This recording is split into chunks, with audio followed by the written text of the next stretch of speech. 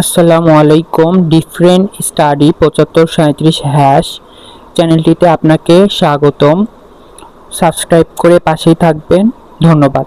আজকে আপনাদের জন্য আমরা নিয়ে এসেছি তথ্য ও যোগাযোগ প্রযুক্তি আবশ্যিক বিএসসি অনার্স প্রথম বর্ষের জন্য।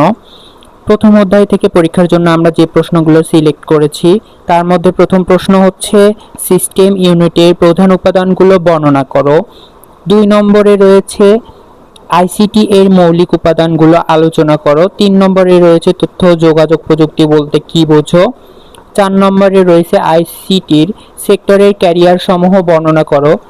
পঞ্চমে যেটা ভেরি ইম্পর্টেন্ট আসতে পারে, কম্পিউটারের প্রজন্ম ও কম্পিউটারের ক্রমবিকাশের ধাপসমূহ বর্ণনা করো। এবার আমরা চলে যাব অধ্যায় নম্বর ২ এ। ওই অধ্যায় নম্বর ২ এ প্রথম প্রশ্নটি রয়েছে রাউটার কি এবং রাউটারের কার্যাবলী ব্যাখ্যা করো। ২ নম্বরে রয়েছে র্যাম ও রোমের মধ্যে পার্থক্য।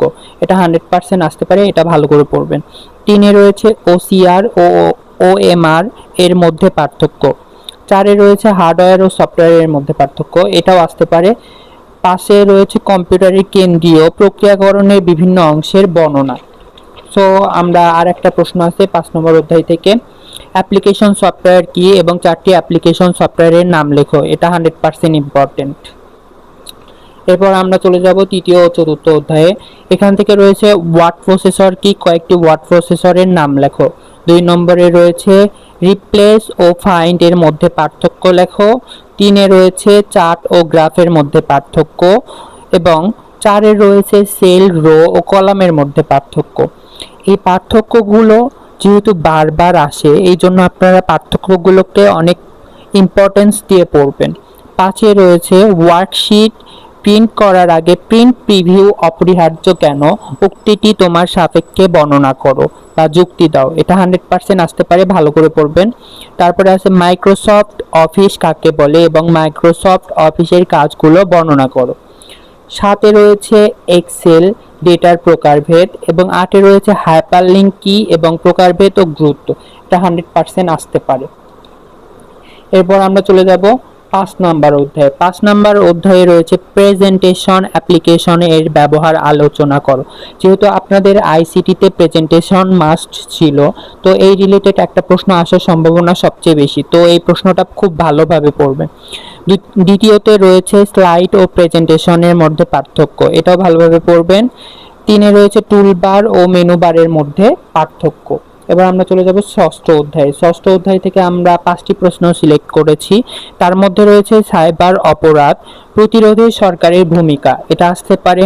তারপর আছে হ্যাকিং কি এবং হ্যাকিং প্রতিরোধে নিরাপত্তা ব্যবস্থা, এটা 100% আসতে পারে। তারপর ৩ এ রয়েছে এআই অটোমেশন ব্যবহারের নৈতিক সীমাবদ্ধতাগুলো আলোচনা করো। ৪ এ রয়েছে ম্যালওয়্যার ও ভাইরাসের মধ্যে পার্থক্য এবং এটাও ভালোভাবে পড়বেন।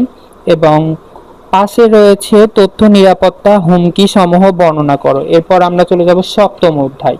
সপ্তম অধ্যায় থেকে আমরা মাত্র 3টি প্রশ্ন সিলেক্ট করেছি, কারণ আপনারা খুবই অল্প সময়ের মধ্যে এতগুলো প্রশ্ন পড়ে শেষ করতে পারবেন না, তাই আপনাদের কথা বিবেচনায় রেখে আমি প্রশ্নগুলো কমিয়ে দিয়েছি।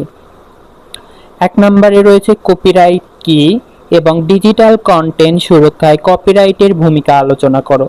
দ্বিতীয়ত রয়েছে ওয়াইফাই ও ইন্টারনেটের মধ্যে পার্থক্য এবং তৃতীয়তে রয়েছে ডিজিটাল বাংলাদেশ বাস্তবায়নে আইসিটি পলিসি এর অবদান ব্যাখ্যা করো। এবার আমরা চলে যাব ৮ নম্বর অধ্যায়ে। ৮ নম্বর অধ্যায়ে প্রথমে রয়েছে কৃত্রিম বুদ্ধিমত্তা কি। আমরা তো সকলেই জানি এই সুবিধা এবং অসুবিধা কি। এটা যেহেতু আমরা দৈনন্দিন ব্যবহার করি, এটা আসার প্রবাবিলিটি 100%। এরপর রয়েছে চ্যাটজিপিটি কি, এর কার্যপ্রণালী ব্যাখ্যা করো, এটাও আসার সম্ভাবনা সবচেয়ে বেশি। ৩ এ রয়েছে ডাটা অ্যানালাইসিসের বিভিন্ন ধরন এবং ৪ এ রয়েছে ডাটা অ্যানালিটিক্স এবং মেশিন লার্নিং এর মধ্যে পার্থক্যগুলো দুই একবার পড়ে নেবেন, সমস্যা নাই। নবম অধ্যায়, এটা আমাদের একমাত্র লাস্ট অধ্যায়। এই অধ্যায় থেকে আমি 4টি প্রশ্ন সিলেক্ট করেছি। তার মধ্যে প্রথম প্রশ্নটি হচ্ছে বাংলাদেশের অর্থনীতিতে ফ্রিল্যান্সিং এর অবদান তুলে ধরো। যেহেতু বর্তমান যুগ ফ্রিল্যান্সিং এরই যুগ, এই জন্য এই প্রশ্নটা আসতে পারে। দ্বিতীয় প্রশ্নটি হচ্ছে আপওয়ার্ক কি এবং আপওয়ার্ক কিভাবে ফ্রিল্যান্সিং এর কাজে ব্যবহৃত হয়। তৃতীয় প্রশ্নটি রয়েছে ডিজিটাল মার্কেটিং এবং এর প্রকারভেদ। এখান থেকে দুইটা প্রশ্ন আসার সম্ভাবনা আছে, আপনারা এই অধ্যায়টি ভালো করে পড়বেন। আর চতুর্থ প্রশ্নটি হচ্ছে আধুনিক যুগে ফ্রিল্যান্সিং এর জনপ্রিয় হওয়ার কারণ কি। যেহেতু আপনাদের কষ্ট করে সাজেশনগুলো দিলাম, পরীক্ষায় যদি কমন পান অবশ্যই কমেন্ট করে জানাবেন। ধন্যবাদ। Thanks for watching this video. আল্লাহ হাফেজ।